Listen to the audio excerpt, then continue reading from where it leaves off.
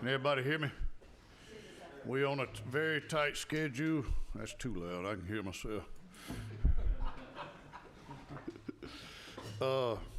We on a very tight schedule, so we already a little bit behind. I'm gonna ask Senator Harbin to lead us in a word of prayer. I will. Thank you. Let's pray. Lord, we thank you for today. We thank you for your faithfulness to us. We ask the Father that you would give us wisdom and Lord, the matters that we deal with for the citizens of Georgia. And we'll thank you for your love and graciousness to us in Christ's name. Amen. Amen. Glad everybody's here. Did everybody enjoy that extra hour and a half of daylight yesterday afternoon? It was nice. It was nice. All right, starting today we have workers' compensation.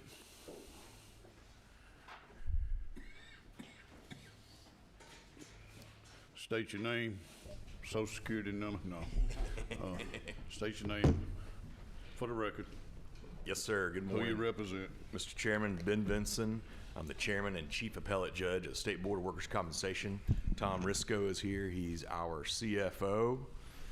We're happy to walk you through. It's very simple this morning. We had no changes on the House side, and the governor's proposal was really just to include the $5,000 COLA increases for our staff, and then the other increases that y'all are very familiar with, and that was the only thing we had on our budget. I'm happy to answer any questions. Any questions? Thank you. All right, thank you very much. Try to be a little shorter next time. Yeah, next time.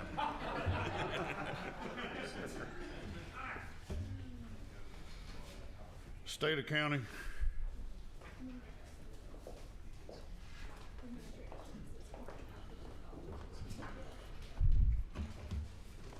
There's a team here now. Team. We got a team. Good morning. Morning. State your name. Yes. Everybody. Geralda Hines, State Accounting Officer for the State Accounting Office. Rebecca Sullivan, Commissioner of the Department of Administrative Services. Shawnzia Thomas, State CIO and the Executive Director for GTA. So, good morning. My name is Geralda Hines again, and I'm here to talk about on page 20, line 45.1, the Next Gen ERP Cloud Modernization Project. Currently, the State Accounting Office is responsible for managing and operating our current enterprise resource planning system. The purpose of the Next Gen project is to replace our Teamwork system, which was implemented in 1999, over 20 years ago, by purchasing and implementing a more cloud-based modern technology. The new software will allow us to simplify, streamline, and standardize our current business processes and human capital processes. Time out. Give me that number section. 45.1. All right. Mine's a little different than everybody else. Okay. Thank you. That's Go $50 ahead. million, yes. The system is used for accounting, human resources, purchasing, and procurement activities. This modern platform will be more efficient, user-friendly, and provide real-time data for monitoring and analytics. The $50 million was an estimated projected cost for a series of activities. First, to purchase the actual software, to backfill our current resources so that our staff can work on the Next Gen project at SAO and DOS, to obtain a vendor to do process mapping, which will look at our current state, benchmark it for best practices, and design our future state, to hire a vendor to do independent third-party verification, where they will look at our technical and contractual requirements throughout the project to ensure that we're meeting our requirements, and to obtain a change management vendor to lead our whole large body of stakeholders throughout the change. Most of the activities will be required a competitive solicitation, so I'll turn over the discussions to Commissioner Sullivan to speak to DOS's role in the project and the solicitation project. Thank you. The components of the Next Gen project, which Officer Hines just described, are reflected in the one-page handout that you should have before you. This demonstrates the approximate project timeline. As shown on the slide, each of the component parts represents a different work stream, and most of these work streams will begin in FY23 and either overlap or occur simultaneously. The procurements and contracting for this project will be managed by DOAS State Purchasing Division with the assistance of GTA's expertise and input. We are currently engaged in a competitive evaluation process for the software, which we anticipate will be selected by the end of calendar year calendar year 22, pending the appropriations that is before you. This will be followed by a procurement in the latter half of FY23 for a system integrator. While we do anticipate that this project will cost in excess of $50 million, we wanted to be conservative and prudent in our request to the General Assembly. We should be able to provide you with the total cost of the project once the software vendor has been selected and the system integrator procurement solicitation is complete. At this time, Director Thomas will provide some information to you regarding the Technology Empowerment Fund. Good morning.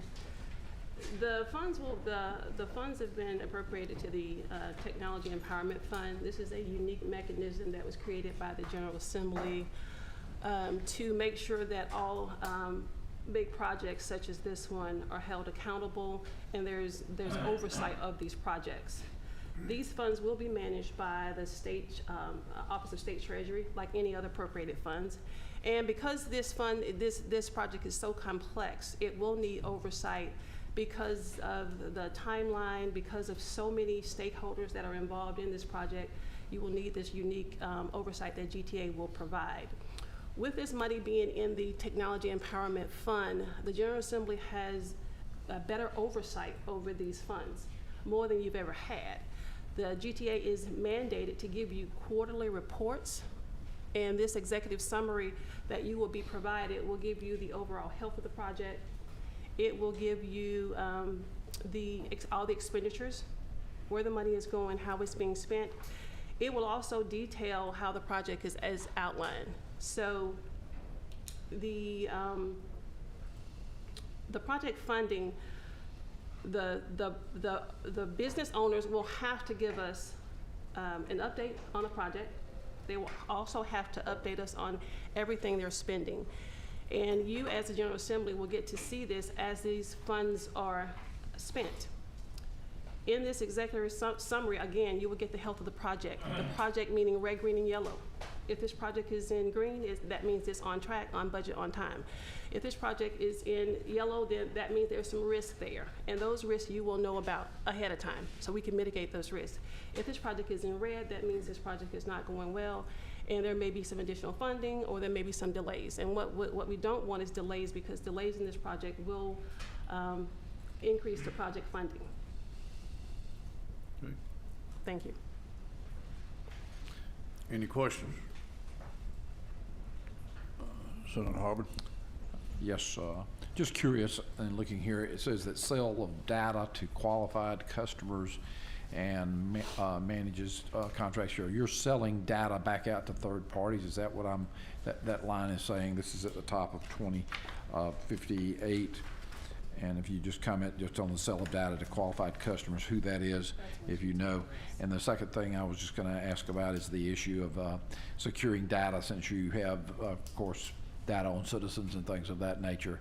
You are looking, I'm assuming, at data security, things of that nature that are going on, VPNs, dual authentications, things of that nature. Could you comment just on that? Yes, at GTA we do sell data to other agencies, and this is other agencies or private citizens, not private companies, and this will enable them to do their jobs better. But this data is also encrypted, always encrypted before it goes out. I do have a chief data officer within GTA that is right now looking to bring up policy over data sales and data governance. Okay. So we are right now building those policies. Good. Thank you. Karen, on this software. It says What number are you, two? yeah, it says it says software subscription year 1, year 2, year 3. So is that an ongoing payment every year? It's not $50 million every year, is it? Oh, no, it's not $50 million every year. So the software purchase, we don't actually have the actual cost. We're in the solicitation process, but it's gonna be an annual fee. So currently, we have an annual fee for the PeopleSoft system, so we'll continue to have an annual fee. Okay, thank you. Any other questions? Thank you. Thank you.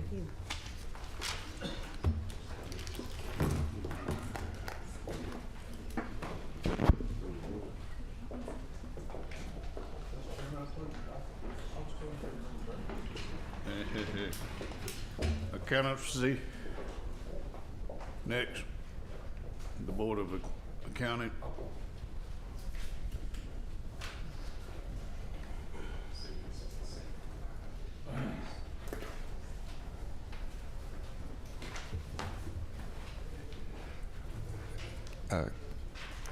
Good morning, Mr. Chairman and members of the committee. I'm Paul Ziga, the Executive Director of the State Board of Accountancy. We're on page 12, item 34. The board office is appreciative of the continued addition of the funds for increases for members of staff. And as you'll notice, there's an item 34.4, which the House approved for which is the $115,000 that we're requesting for an additional staff person plus additional expenses for the board. The State Board of Accountancy has 4 full-time staff members and we service 22,000 licensees in Georgia and over 2,700 firms. And on a comparative basis, the state of Alabama has half as many licensees and have 8 staff people. And the state of North Carolina, to our northeast, has about the same number of licensees as Georgia, and they have 14 staff people. So we're doing the job with 4 people, and so in order to accurately enforce enforcement actions with the state board, we do need an additional person to do that. Any questions? All right. Thank you so much. Thank you so much.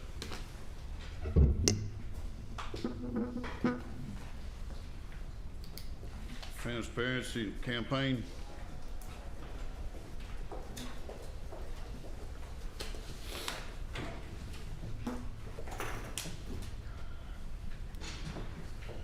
Morning, Mr. Chairman.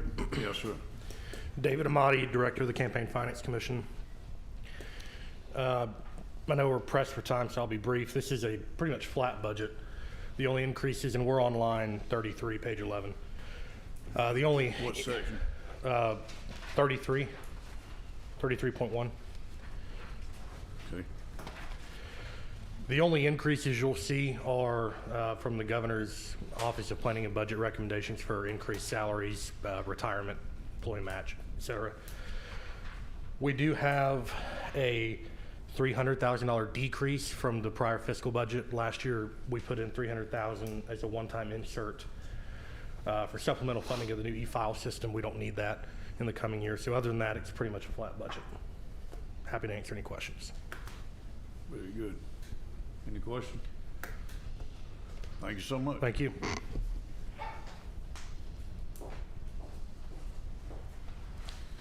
Administrative hearings.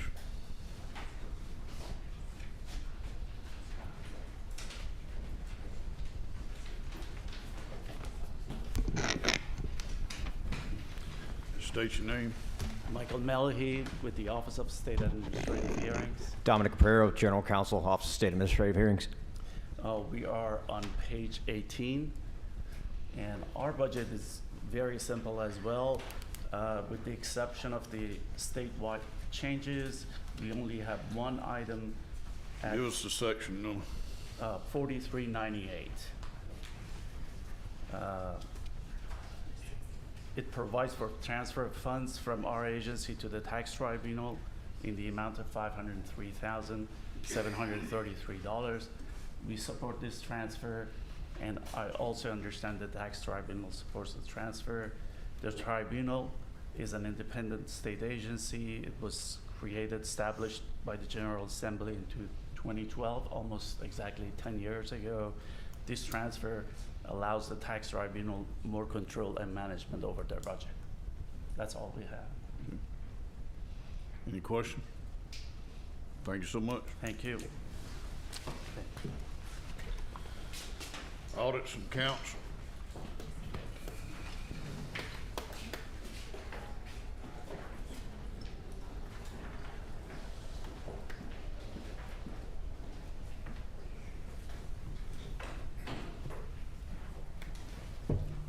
Morning, Mr. Chairman and members of the committee. I'm Greg Griffin, the State Auditor, and we're going to be under Section 4 in the tracking document.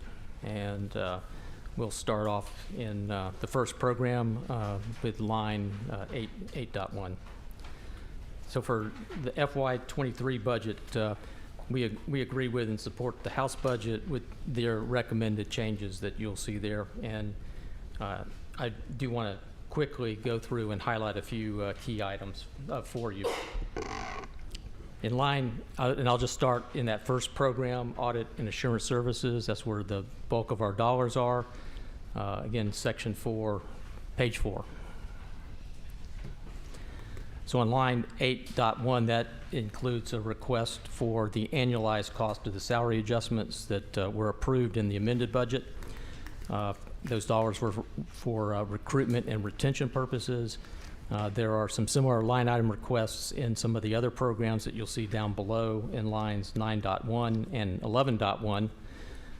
But in total, the total dollars for this request is $2.8 million. On line 8.2, there's a request for $1.3 million. That's to restore funding for personal services that were removed from our fiscal 21 budget as part of the required budget reductions for that year. Those were dollars for positions that we kept vacant on purpose, so in order to avoid furlough days being taken by our existing staff. During that year, we didn't think it was fair or right to hire folks at the beginning of the year or during the year and then get to the end of the year and tell them they didn't have jobs, or to ask the rest of the department to take furlough days. So we kept those positions vacant on purpose, and at the end of the day, we lost those positions. The primary impact of those losses basically resulted in fewer performance audits that we perform and special exams that we do each year, and it reduced the audit coverage over all the state agencies that we audit. So by restoring those funds, again, and it would add back capacity to the department annually to increase the number of special exams and performance audits that we do.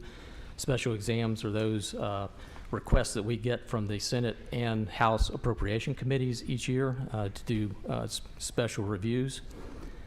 It would also add back capacity for our financial audit team, again, to improve our financial audit coverage and reduce the cycle time or the gap between audits that we would do at specific agencies throughout the state.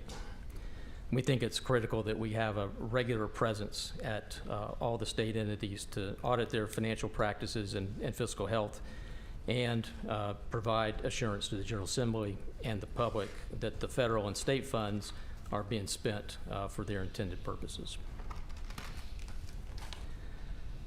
On line 8.3, you're going to see where the House is moving $2 million from this program.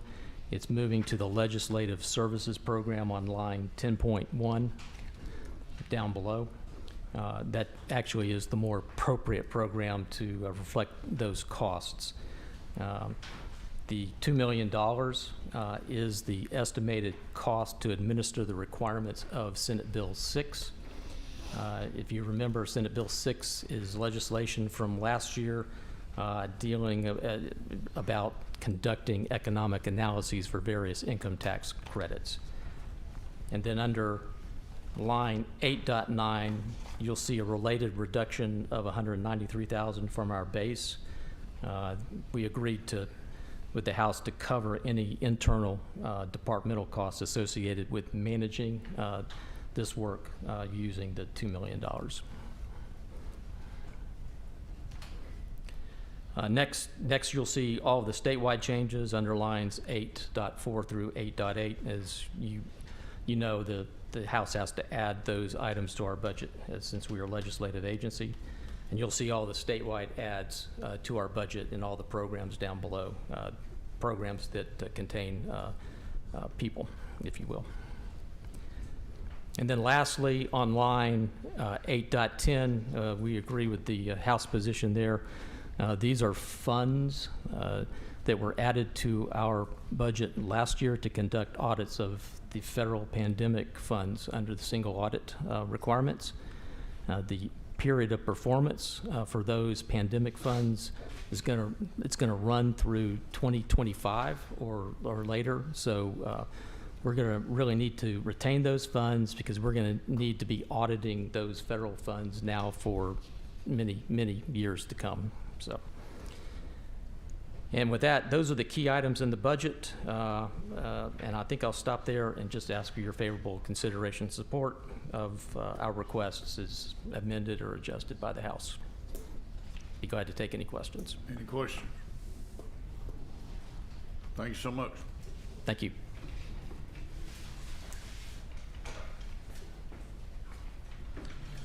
Banking and finance.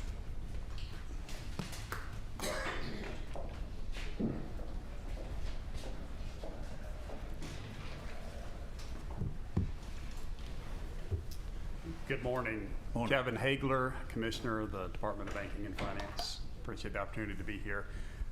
We are Section 14, and I wanted to, if I may, draw the attention of the committee to 54.6. What was that number? 54.6. This item is unique to my department this go around. It's to increase funds for a cybersecurity analyst. Having banking and finance in our name makes us a bit of a target. We're under constant attack, which I think is true of all folks these days, but us in particular in the industries we regulate. We have a single chief security officer that's very talented and hardworking, but she's a single person. And with all the attacks and watching the logs and pushing out training to the staff like myself to make sure I don't click on the wrong things, and whenever a breach of a large system is announced, then you have to go through and look at all your systems to see if you use that piece or if your vendors use that version of that software.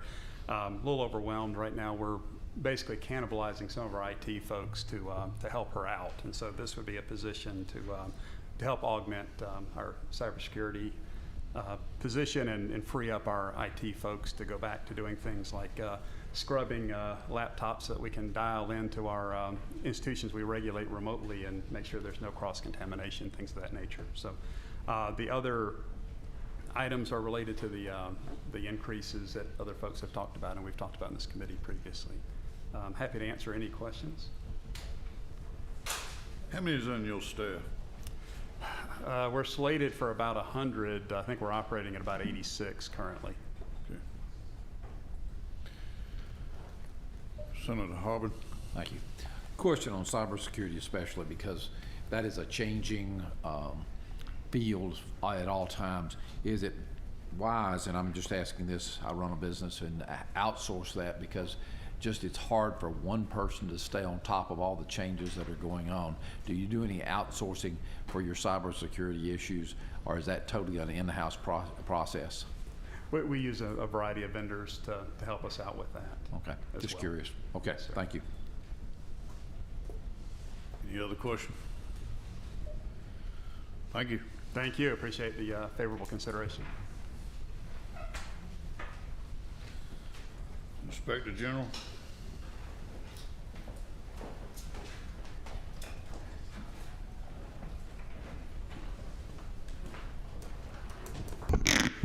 Thank you, Mr. Chairman. Scott McAfee, Inspector General with the Office of the State Inspector General. We can be found in line items 179 of the tracking document.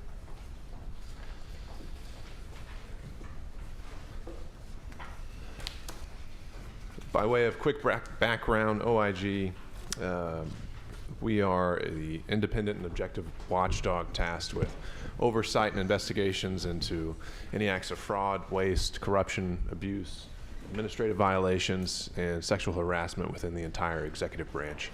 We've existed under the authority of an executive order for over 19 years now, and we're also on the verge, crucially as it comes to the budget discussion today, on the verge of a great transition.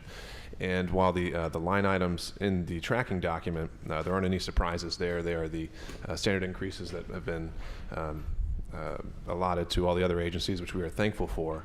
We have and hope to have in front of the Senate Government Oversight Committee very soon, House Bill 960, which was just passed recently with a vote of 163-0. And we have some costs associated with that. And I think we've provided your committee with the tracking, or excuse me, the listed costs, and I'm happy to answer questions on those now.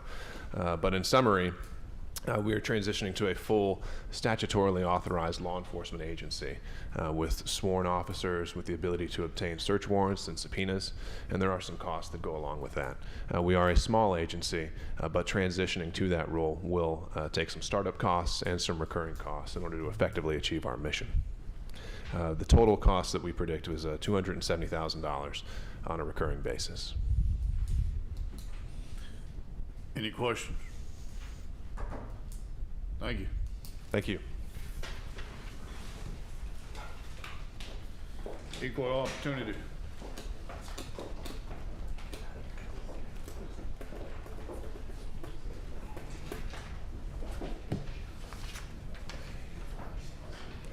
Good morning, Mr. Chairman and members of the committee. I'm Alana Cross, the Executive Director of the Georgia Commission on Equal Opportunity Office of the Governor. GCEO's budget recommendations begin on page 26, and I will be referencing line 26. I will be referencing What section?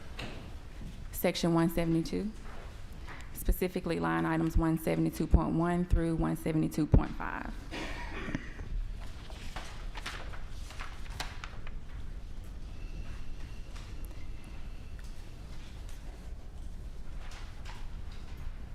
We have 5 items appropriated in the budget. However, only 1 item in the budget is outside of the 4 statewide changes, which we are extremely grateful for. And since there were no changes by the budget recommendations by the House, I will proceed with covering line item 172.5 specifically. The budget recommendation is to increase funds to hire 2 investigators and 1 intake officer for the Fair Housing Division. $185,995 is the salary and fringe benefit calculation for the new positions. GCL lost its status as a HUD certified agency in 2012, and the Georgia Fair Housing Law was amended through the HB 969-2020 legislation, and we are trying to make sure that we meet those requirements by having additional staff members. Based on Georgia's population size, they're recommending that we have anywhere from 6 to 8 investigators. Currently, we only have 4 compliance officers, which are also referred to as investigators, and 2 intake officers. And so this budget recommendation is to increase the staff members for the Fair Housing Division so that we can meet that requirement and be a HUD certified fully agency. This concludes my presentation, and I am happy to answer any questions you all may have.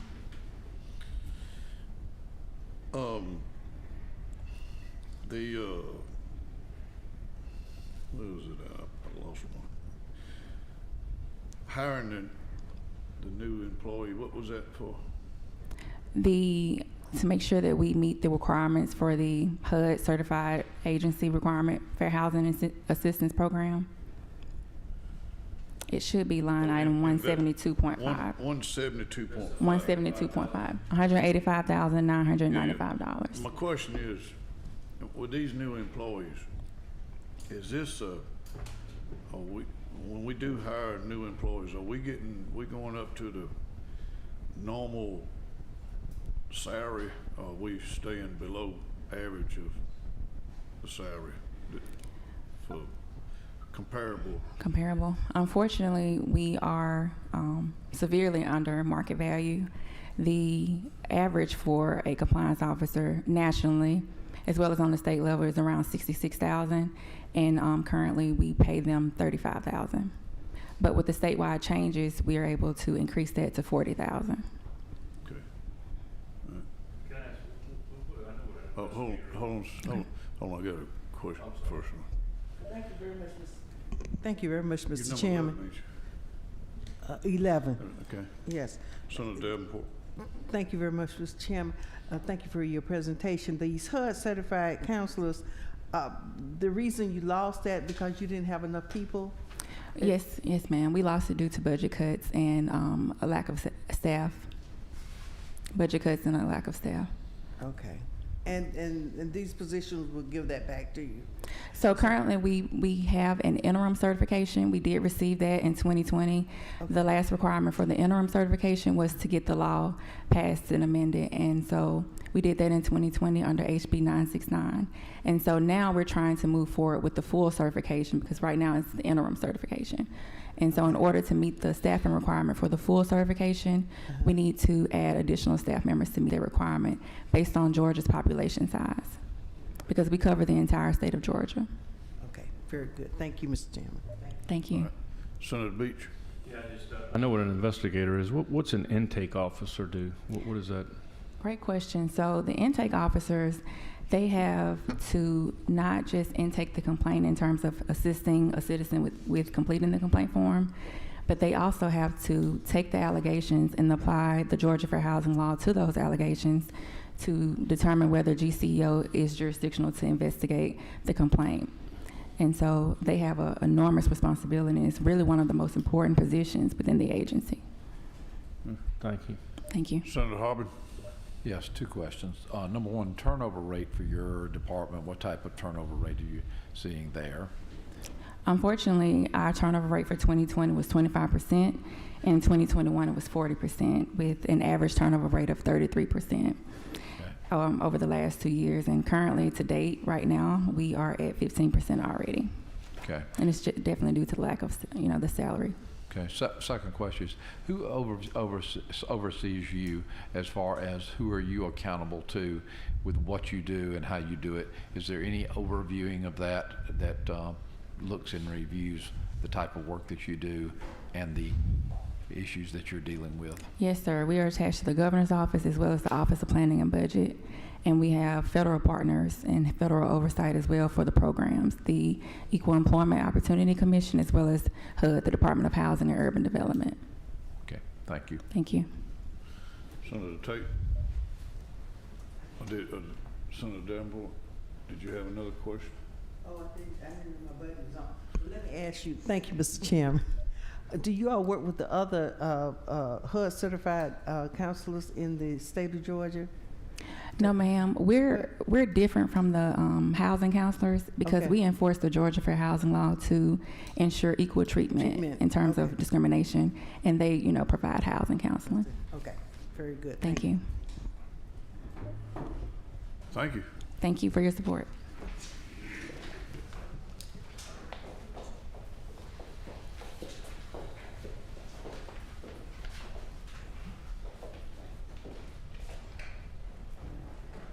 Y'all thought I was gonna call y'all? Not yet, sir. I'm getting okay. ready to All work. right, okay. Insurance Commission. Appreciate, Mr. Chairman, I appreciate my partners here making time so I can fully use y'all's time for this presentation. Just kidding. First, I appreciate the opportunity to come and chat with y'all again, and Chad Davella, my chief financial officers, passing around some slides for y'all to have to take away from y'all. But I'm just going to highlight two highlights before we get into the meat of this presentation. Is the insurance department is the second agency that brings the most revenues to the state of Georgia, besides the revenue department. We bring $1.3 billion into the state coffers. And the other highlight that I want to bring is I really appreciate this committee supporting us early on when that first took over. You all gave us some additional funding so we could go after this system to better collect the taxes from one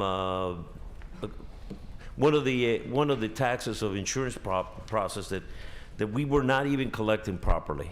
We were using the surplus lines taxes, and we asked for initial investment of I believe it was 125. Yeah, $125,000 that you all originally, and as a result of that, we expected to get about, to just get a little bit of, about $500,000 in taxes. Well, that program now has been able to, and I like to be able to highlight that we now bring in $15 million into the revenue, into the state as a result of that system that better tracks and better collects the surplus lines of insurance. And so that is one of the things that I want to highlight, that thanks to you all's help, we are able to better track and collect taxes due to the state as a result of insurance activity. If we're going to, I know, Mr. Chairman, I know you want to get to the meat of things, and I'm going into slide 8, but also, and then I will highlight. What section? Well, for slide 8 of our slides, but also it will be page 27, sir, on your tracking sheet, is what I'm going to be referring to.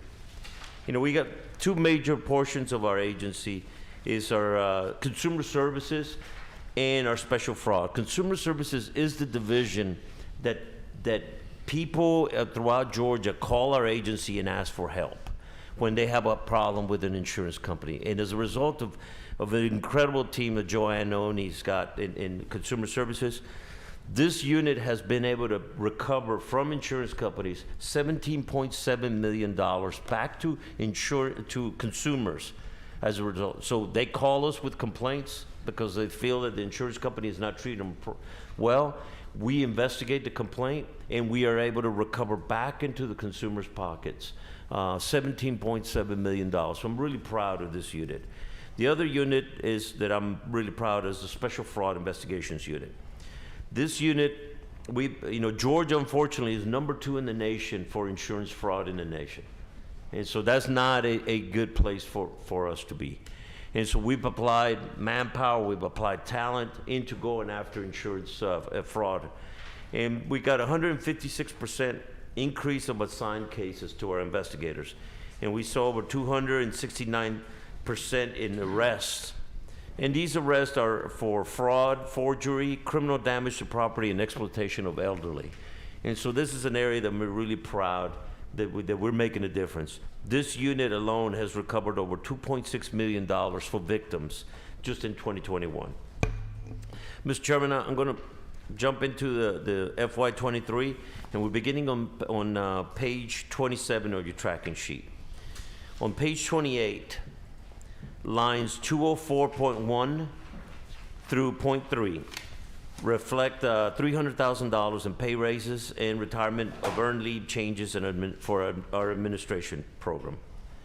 Lines 204.4 and 204.5 reflect just over $5,000 for DOAS and Teamworks billing changes as a result of the governor's plan. Lines 205.1 through .3 reflects $127,000 for pay raises and retirement and the earned leave changes in our enforcement division. And then moving to page 29, lines 205.4, 205.5 reflect just over $1,700 for DOS and Teamworks billing changes. Moving to fire safety lines 206.1 through .3 reflect over $1.1 million in pay raises and retired and earned leave changes. And at the top of page 30, lines 206.4 and 206.5 reflect just over $3,000 for DOS and Teamworks billing changes. Lines 206.6 reflects $800,000 transfer from insurance regulation to safety fire for 10 new positions and operating costs as we continue to grow our safety division. These positions include 3 building inspectors, 1 fire investigator, 4 elevator inspectors, 1 manufacturing housing inspector, and 1 hazardous materials inspector. And these are increases, obviously, because of the activity going on and the demand. This unit has probably been the one that's been the most neglected in the past, and where I see the greatest risk for our state. And so we're applying budget, we're applying people, we're applying talent to deal with this challenge. Yes, sir. Senator Payne, what number? is that transfer, is that just, is that going to be a regular? I mean, is there, do you see a shift in the need with that transfer that you've made in regard to from the regulation program to fire safety? Yes, sir. And I'll let Chad, add some additional comments if he thinks it's appropriate. But yes, it is a transfer because we're moving money to be able to take care of that, the short-term need, as we then roll into a budget request in future years. Okay. We did not want to, when I first came in before you, I didn't want to hit you with assumptions of what our agency needed. We wanted to bring to you what we thought we needed. Now that we have a whole year's worth of data, we know that we need to increase these inspectors. And so we're asking incrementally grow this agency so we can deal with the need that we have across the state. Thank you. Senator Harmon. Yes, sir. Mr. Commissioner, how are you doing this morning? Doing well, sir. Very good. Just curious, I know the elevator issue, a couple of years ago, we extended, I think, the inspection time periods, and your name gets plastered on the wall of all elevators. How is that working now as far as, are we up to speed as far as our inspections, things of that nature? So we were tracking, the challenge that we had is that we did not have a good tracking mechanism in the past. So we got this data, this management tools to be able now to track, to bring every one of those inspections online. We got this system implemented. It's going to take us a year to get a full good set of data. But I feel like we now know where we have elevators that need to be inspected. And now we're prompting, the building owners that if we don't get a request to get an elevator inspected, we're calling them and say, hey, but we need that year of data to be able to capture all the elevators in the state of Georgia. In the past, we were tracking it with a homemade up system that was not adequate to deal with this need. And obviously, the accident here in Atlanta was we already had this system in place. We just did not have the data to be able to get into a regular schedule, to start prompting building owners, especially with owners of buildings that buy new buildings and are not aware that they need to get these. And so we're now proactive into the system of being able to get folks, hey, you're due for an inspection. Changing it from twice a year to once a year actually is a lot more efficient way to be able to get. We inspect the elevators. Unfortunately, we're having a challenge here in Atlanta where the building inspector is not getting qualified folks to inspect and repair the elevators. And so we're making it painful for them to make sure they understand that there's consequences for not taking care of their residents. Okay, thank you, sir. Senator Beach. I just want to follow up on the elevator question because I've asked you this before. But so let's say right now I've got a new 10-story building being built in Alpharetta. Does the city of Alpharetta inspect when they give a CO? Do they inspect those elevators, or do they call you in to do that? They call us in, sir. Okay, yeah. So they call you and say, "Hey, we're getting ready to give a CO. We need you to come inspect these elevators." And we work very well because we review a lot of the fire safety, and so that's a checklist. When we do in the fire safety on a large building, the elevator's part of that, where hey, you got an elevator, obviously, 10-story building, and so we get our inspectors to get in there. We work very well with the elevator installation companies, so they also, there's a redundancy that if the owner doesn't call us or the city doesn't call us, the elevator companies that are installing brand new elevators are also calling us. So we built a three-way redundancy to make sure that we don't lose track of an elevator coming into a building. Thank you very much. All right, continue. All right, sir. On, I think I'm, okay. On line 207.4 and 207.5 reflects over $13,000 for DOS and Teamworks billing changes. Line 207.6 reflects $800,000 from transfer from fire safety to fire safety from insurance regulations for the 10 positions that I previously described. On line 207.7, you will see the House took over $400,000 out of our $3.8 million of retained revenue that we raised through appointment fees. And finally, 207.8 reflects under $130,000 for a new position to oversee our new responsibilities on the House, from the House Mental Health Parity Act. Obviously, this is something that's pretty important to not only to all of us, but I would ask you to support this initiative as well. At the bottom of page 31, you will see a new program that was established under the Patients First Act passed by the legislature in 2019. Line 208.1 reflects over $124 million in funds for our state's new reinsurance program that will go to offset high-cost medical claims for Georgia's individual market. Offsetting these high claims will bring down healthcare premiums across Georgia. We're estimating the premium reductions from anywhere between 10 to 30%, depending on the region of our state. The more rural areas where premiums are the highest, we will see the largest reductions. In moving to page 32, line 208.2 reflects just over $15 million to establish a new state-run Georgia Access website to replace the federal ACA exchange. These funds will stand up a new program and begin to cover the enabling technology and the staff. Under the Georgia Access, our office will be responsible for overseeing the individual market, certifying the offered health plans, and regulating how consumers shop for and enroll in health care plans on the market. On slide 13, moving to our final division, special fraud, lines 209.1 through .3 reflect just over $277,000 for pay raises and retirement programs for the retirement and earned leave changes for a special fraud division. Line 209.5 and 209.6 reflect just over $4,000 for DOAS and Teamworks billing changes. And finally, 209.7 shows an increase of just over $800,000 for 5 new positions and operating costs, which will complete a 2-year plan to fully staff our division.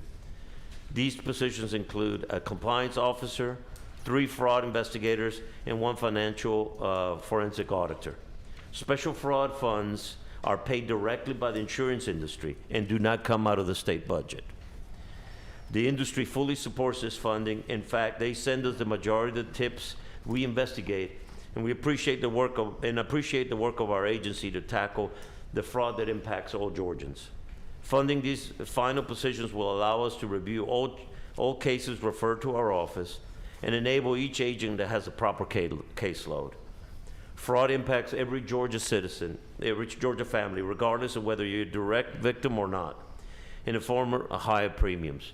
We estimate between $400 and $700 per family of additional insurance costs because of fraud, and we're trying to address this great need. Mr. Chairman, thank you so much for the opportunity to present our agency's priorities and show the work that we've done on behalf of Georgia consumers. The support of this committee and the entire General Assembly is essential for us to accomplish our mission, and we are grateful for the partnership that we have with this committee and with your analysts. We appreciate that. And I have Chad Davila with me as my Chief Financial Officer, and we'll be glad to take any questions or take any comments that you all may have. Commissioner, going back to your slide,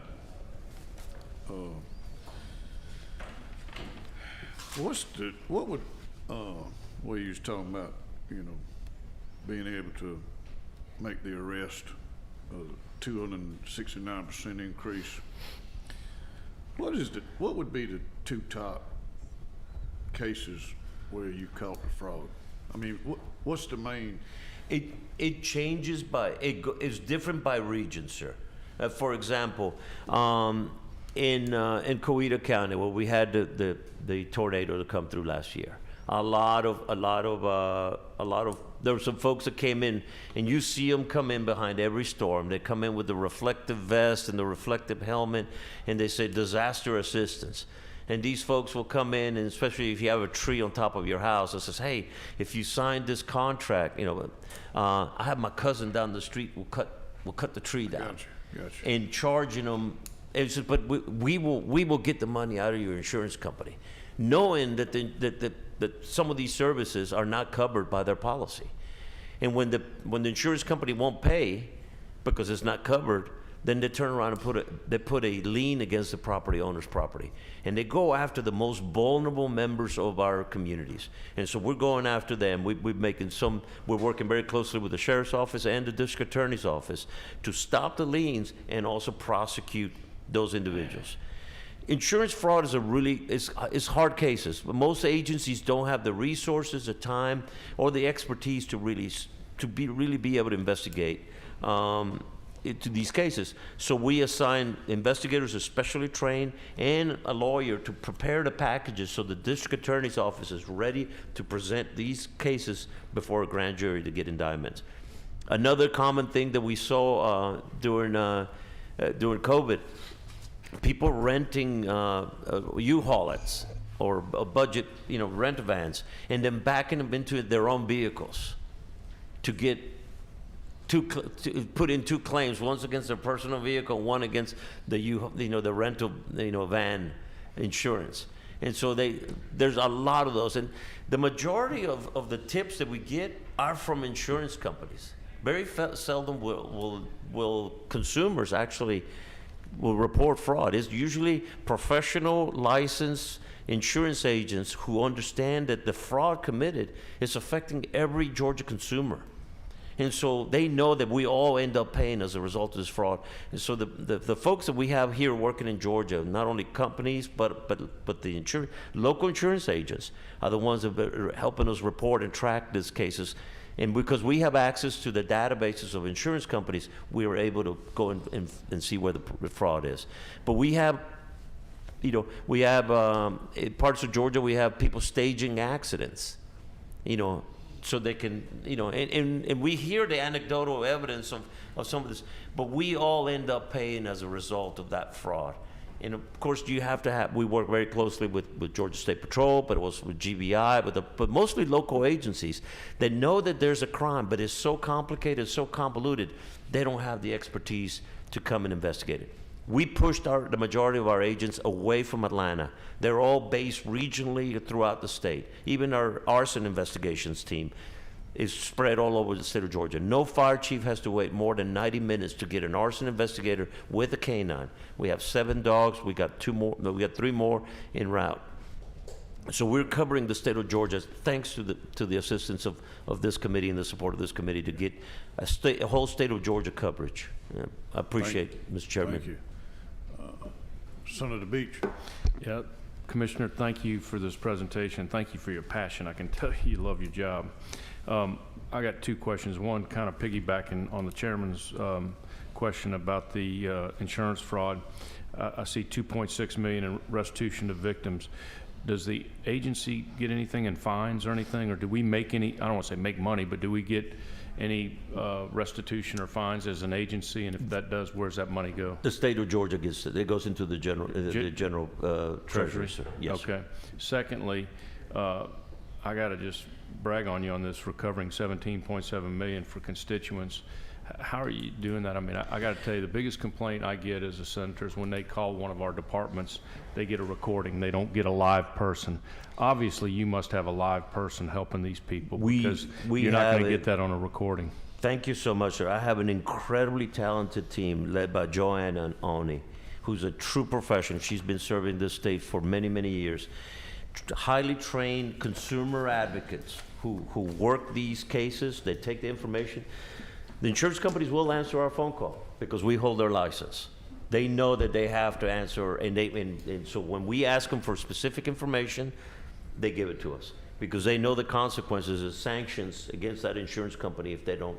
And so they're pretty quick to. And when we tell them, hey, your policy says that this person is covered, but you did not cover this person, we give you the opportunity to make things right and take care of this consumer, or else we're going to, and if we see a trend, and what we're looking for trends. If we see a trend of an agency that consistently is failing their policyholders, then we do an investigation of the whole agency and their practices, and then we will sanction that company for sanctions if they are selling the product and they're not paying those policies.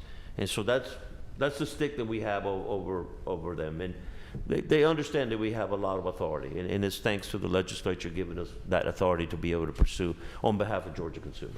Thank you. All right. Thank you, Commissioner. Thank you all so much. I appreciate the opportunity. And special thanks to you, Anna. She's been incredible in working with us, sir. Appreciate it. Thank you so much. All right, we're starting to bog down a little bit. We're gonna have to step it up. Sorry. But that was very important information, Commissioner. Thank you so much. Appreciate it. We're getting in the short rows, but still we need to speed it up a little bit. Department of Labor.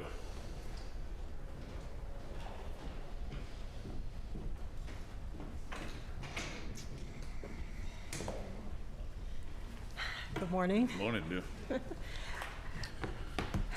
All right, I'm Janelle Wilhite. I'm the budget director with the Department of Labor.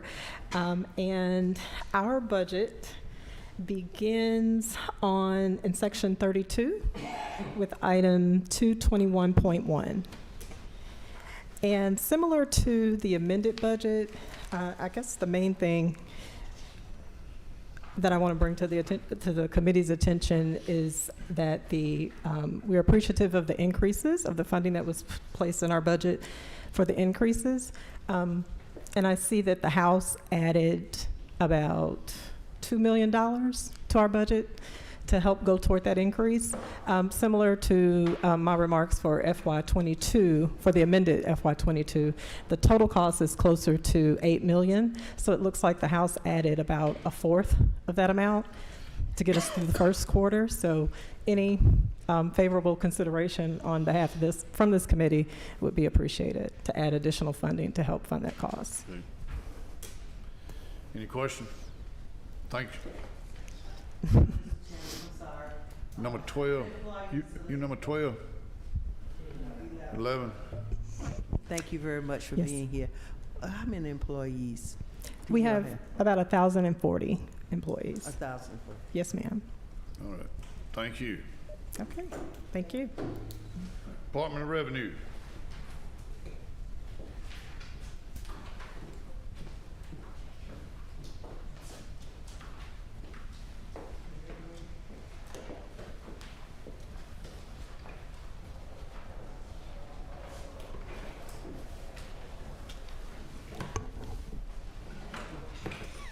Sorry. Morning. It did. It rolled right away. Good morning, Mr. Chairman, members of the committee. My name is Robin Crittenden, and I'm the Commissioner of the Department of Revenue. Wrong meeting. Who's your name?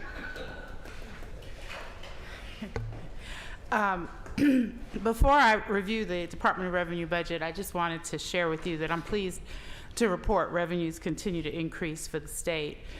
For February, net tax revenues totaled $1.95 billion for an increase of $19.8 million, or 1% compared to February 2021. And year-to-date net tax revenue collections totaled nearly $19.76 billion for an increase of $2.72 billion, or 16% over February 2021. I'm going to turn now to the tracking document, pages 39 to 48. We are section 42. Governor Kemp's budget recommendation for fiscal year 2023, as passed by the House, would provide $16.6 million in additional funds for the Department of Revenue, $13.6 million for the statewide changes, and $2.9 million for the DOR specific changes. And if it's okay with the committee, I'll just go ahead and discuss the DOR specific changes.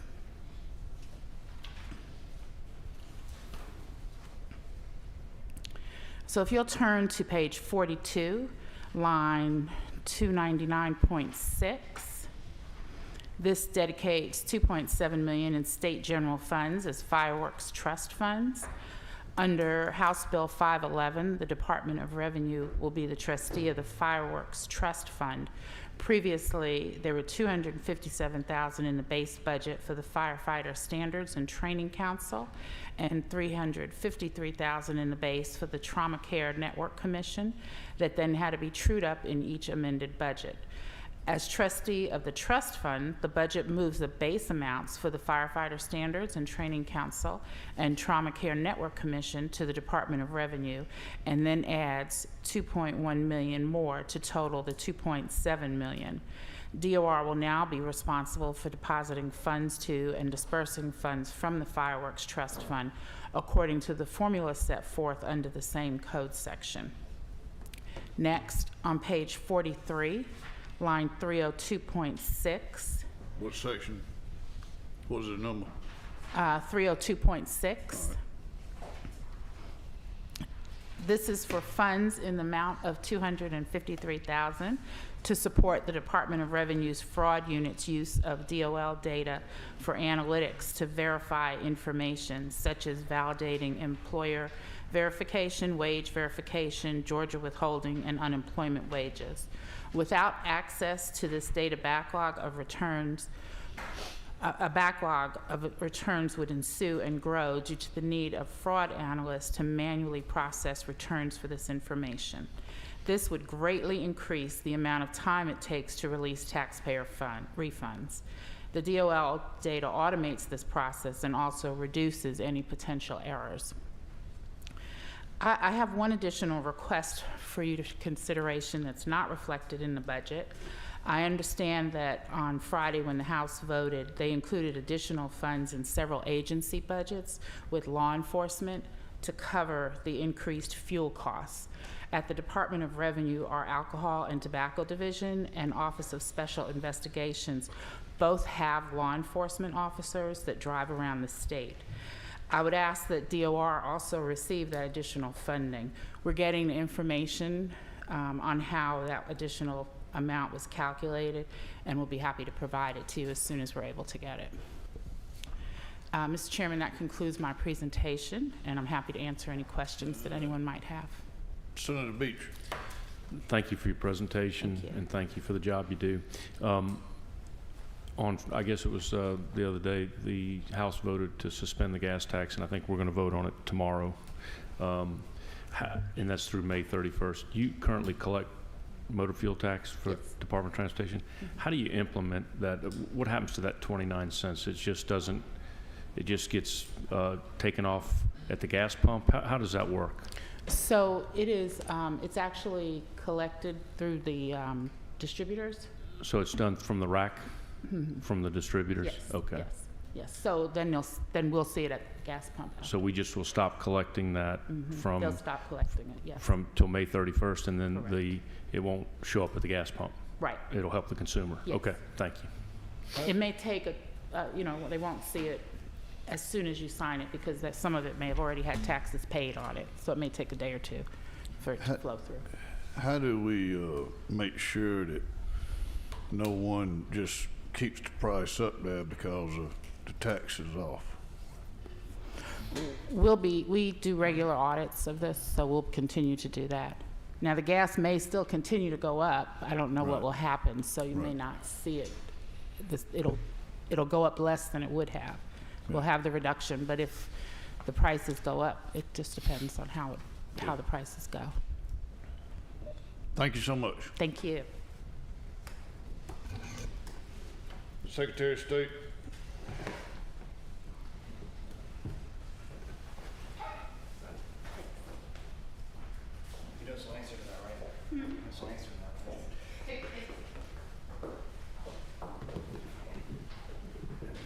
Good morning, Senators. Good to see you. The Secretary apologizes. He is traveling today and was scheduled up a little before this meeting was called, so that's why y'all get stuck with me this morning.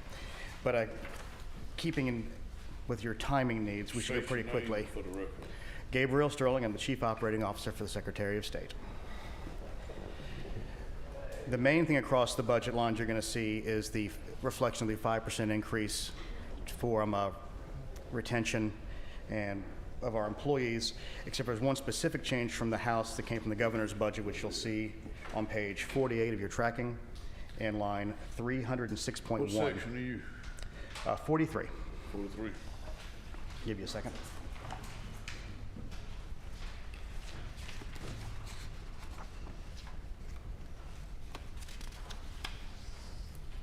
Go ahead. Okay, sir. On section 306.1, you'll note that they put in a budgetary number addition of $406,968. The Corporations Division is 100% funded by retained revenue, so there are no state dollars. But for budgeting purposes, we wanted to take the 48 employees that are in there and give them that same 5% raise that's reflected in the state dollars for everybody else in the agency. So this $406,968 reflects both the $5,000 increase and then the 61% plus wrap and burden for each employee. So this does not need dollars from the state. It's just allowing us to budget for the year moving forward. The remainder of the sections, if you go through page 49, we're in section 307 for elections, we see all the changes are the reflection of the 5% from the governor's original budget that the House agreed with. Then you go to investigations on page 50. Again, a reflection of that. There's on line 308.6, there is a reduction of $69,343. What that really is that's a transfer from investigations to securities. We were working to rationalize, we had some people who were officially getting paid in investigations but were working securities, because one of the things we have to have is enforcement on the securities level, because if we do not have that with attorneys and investigators, the $10 million we bring in through registration fees, through securities, if we do not have an enforcement level, will be forfeited to the federal government. So we have to make sure we keep that up and running. And we are having a difficult time, especially in the area of attorneys on that right now, getting them paid and keeping them on board. We had 3 attorneys in enforcement. Right now we're down to 1. Go to the Office of Administration. Again, you will see the same thing reflected, the 5% increase in adjustment, and the same with professional licensing boards, except for there's a small section in there which we reduced on page 52 on line 310.7. We had been given $150,000 to deal with the nursing situation when we had the ability to bring retired nurses and nurses from out of state on under temporary permits. For the volume, we were given $150,000 last year to handle that. The emergency is essentially abated on the surge of those out of state and retired nurses coming in, so that money is no longer needed. And we did $203,000 again as part of the rationalization of the securities department, and that's on line 310.6 as a reduction. Everything else is the increase of the 5,000. And in securities, it reflects those moving of additional positions. That's why they have a $272,698 increase. It's not an increase, it's a moving from 2 other parts of our agency into securities to rationalize the line of command for those individuals. And so we can get real transparency into that budget. And the other $84,000 and the $43,000 are part of the increase again for that section. And that brings us down to, let me see, the attached agencies, which I think will testify after us, the Georgia Access to Medical Cannabis Commission and the Real Estate Commission. So those are all of our budget changes, sir. I stand ready for any questions. All right. Thank you so much. Thank you. Real Estate Commission.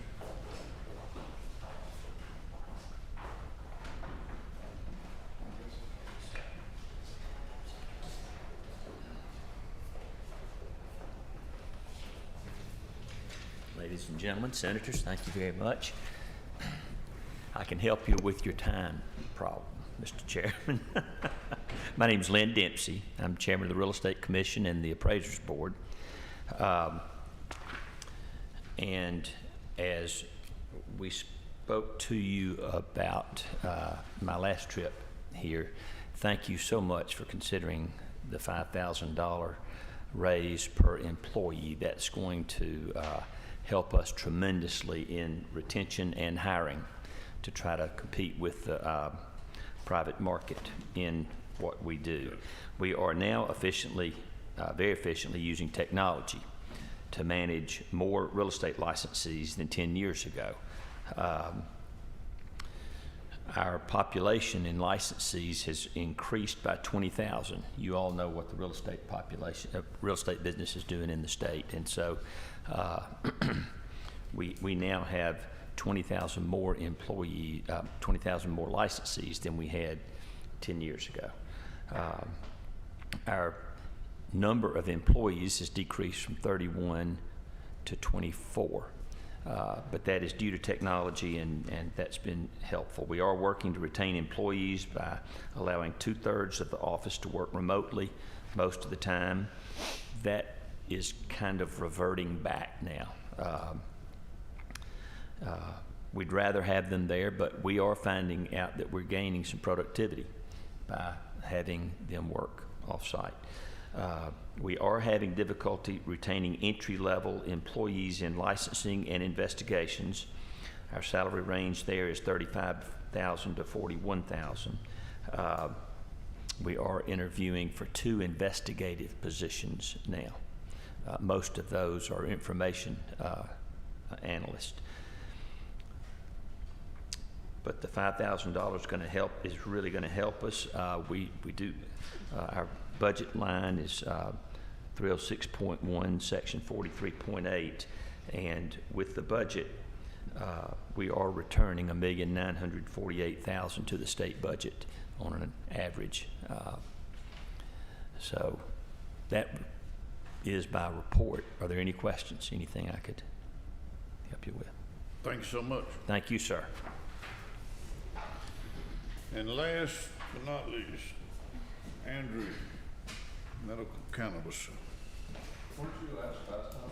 Sir? Weren't you last time? We say the best to last.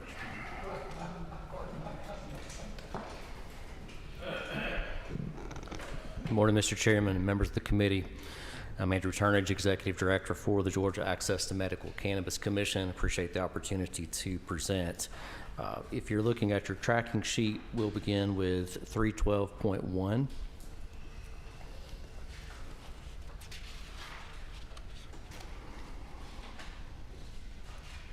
The budget for the commission for FY23 is a continuation as recommended by the governor's office and voted by the House. The increase that you see in 312.1 does include the $5,000 for all state employees. You can see the 312.2 allows for the withdrawal of annual leave. 312.3 are increases for ERS employees. 312.4 covers a fractional percent increase for TRS employees, and 312.5 covers an increase to reflect an adjustment in agency premiums. We are a relatively new agency, and so we do have some extra costs as we onboard staff and expand our footprint. Very brief presentation, Mr. Chairman. I'll be happy to entertain any questions that you have and appreciate your favorable consideration. Any question? How are we on the license? I mean, have we? Thank you, Mr. Chairman. It's a good question. We are on track to issue the commission's licenses in the current fiscal year, provided that there are no additional stalls or changes, and we certainly look forward to the day when that occurs. Okay. So, question. I see there was 765,000 in application fees collected. Now that these licenses have been issued, is there a licensing fee? Do we get an annual licensing fee? Is that? Appreciate the question, Senator Beach. Yes, that's correct. It's not reflected on the tracking sheet. That will be collected when those license contracts are issued, and that should be in the neighborhood of $800,000. Okay, and does that help fund the board and kind of fund you guys, the application fees? As far as helping the agency, it does not. Everything that we collect goes to the general fund by statute currently. Okay. So we don't receive or retain any of that. Okay. How's it going? Things going well? It's been an interesting challenge to get the agency started up, and we're making progress on that every single day. We have a good annual report that gives a thorough overview of that available on the website. But basically, we'd like to say appreciate the funding that this chamber, sister chamber across the hall, has provided in the previous fiscal year. This is the first fiscal year, FY22, that we have had funding to onboard staff. Heretofore, it has been me as the sole employee for the commission. So we're appreciative for continued funding and resources. Look forward to you growing. Thank you. Thank you. Thank you. Thank you. Have a good day. Members, thank you all for being here today, and we stand adjourned.